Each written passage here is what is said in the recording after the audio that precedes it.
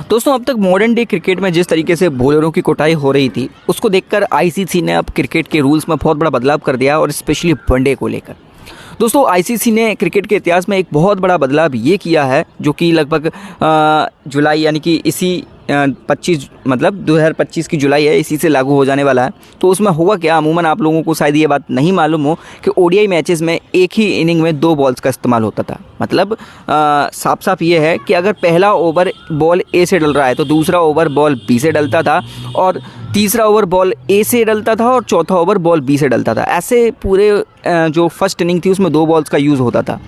तो उससे क्या था, बॉल नई रहती थी, ज़्यादा पुरानी नहीं होती थी और रिवर्स स्विंग जो बॉलर्स को पहले मिलती थी 2011 से पहले के मैचेस में वो मिलना बंद हो गई। लेकिन अब इसको देखते हुए यहाँ पर बीसीसीआई ने अब एक बहुत बड़ा बदलाव लिया। उन्होंने कहा है कि ये जो नियम है वो बदलेगा तो नहीं, मतलब 1 से 34 ओवर तक ये जो नियम है बिल्कुल सिमिलर रहने वाला है। आप 2 बॉल्स का इस्तेमाल कर सकते हैं, लेकिन जैसे ही 34 के बाद 35वां ओवर स्टार्ट होगा और 35 से लेकर 50वें ओवर तक जो 2 बॉल्स थी उनमें से आपको एक ही बॉल चूज़ करनी पड़ेगी। यानी कि कह सकते हैं आप बाद के बचे 15 ओवर में आप एक ही बॉल से बॉलिंग करेंगे, चाहे वो पेसर हो चाहे फिर वो स्पिनर क्यों ना हो।